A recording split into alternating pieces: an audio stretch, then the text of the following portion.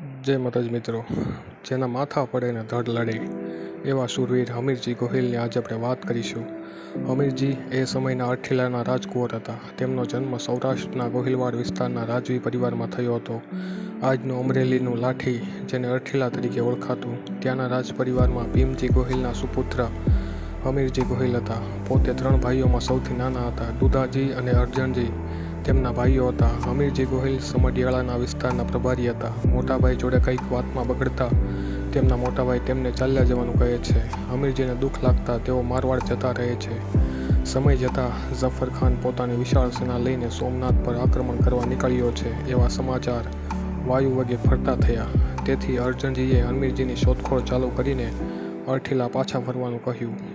ભાઈનો સંદેશો મળતા હમીરજી મારવાડથી અરઠીલા પાછા ફર્યા, પરંતુ સોમનાથ પર સંકટ છે તેવી વાત હમીરજીને ખબર હતી નહીં. હમીરજીનું સ્વાગત થયું. ત્યારબાદ હમીરજી જમવા બેઠા અને ભૂખ વધારે લાગી હોવાથી ઉતાવળા જમવાનું ચાલુ કર્યું. તે પહેલાં જ તેમના ભાભીએ કહ્યું, આટલી ઉતાવળ શેની? શું તમારે પણ સોમનાથને બચાવવા જવું છે? હમીરજી ચોંકી ગયા અને પૂછ્યું, શું સોમનાથ? શું થયું છે સોમનાથ પર? પણ કોઈ ખતરો છે? ભાભીએ કહ્યું, દિલ્હીની સેના સોમનાથને લૂંટવા નીકળી પડી છે. આ સાંભળતા જ હમીરજી ઊભા થઈને કહ્યું, મારી સાથે કોઈ આવે કે ના આવે, હું સોમનાથની રક્ષાએ જઈશ. હમીરજી પોતાના સાથીદારોની સાથે સોમનાથના રસ્તે નીકળી પડ્યા. રસ્તામાં તેમને વેગડાજી ભીલનો ભેટો થયો. વેગડાજી પણ પોતાના ભીલ સાથીઓની સાથે સોમનાથની રક્ષા માટે નીકળી પડ્યા. અંતે બંને સોમનાથના પ્રાંગણમાં સામસામે આવ્યા.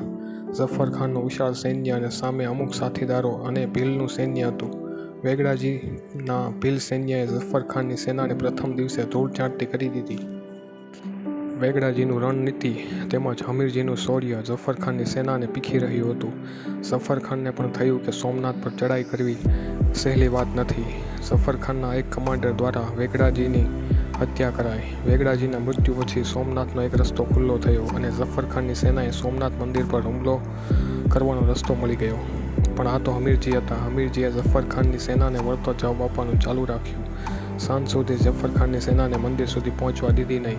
હમીરજીનું સૈન્ય થોડું જ રહ્યું હતું, પણ શત્રુ સામે હાર માનવાનું હમીરજીને પસંદ નહોતું. હમીરજી અને તેમના બચેલા સાથીદારોએ એક અંતિમ લડાઈ અને કેસરિયા બનીને લડવાનું નક્કી કર્યું. હર હર મહાદેવના નામ સાથે હમીરજી દુશ્મનો સામે તૂટી પડ્યા. દુશ્મનોના દાંત ખાટા કરતી તેમની તલવાર આજ ભવાની બની હતી. ઝફર ખાન પણ આ દ્રશ્ય જોઈને ચોંકી ગયો, પરંતુ છળ કપટના દાવથી એક સાથે 10-12 તલવારના ઘા હમીરજી ઉપર થયા. હમીરજી ઘાયલ થયા. પાછળથી દુશ્મને એક તલવારના ઘાથી હમીરજીનું માથું ધડથી અલગ કર્યું. પણ પછી થયું એવું કે જેની ઇતિહાસ સાક્ષી પૂરે છે.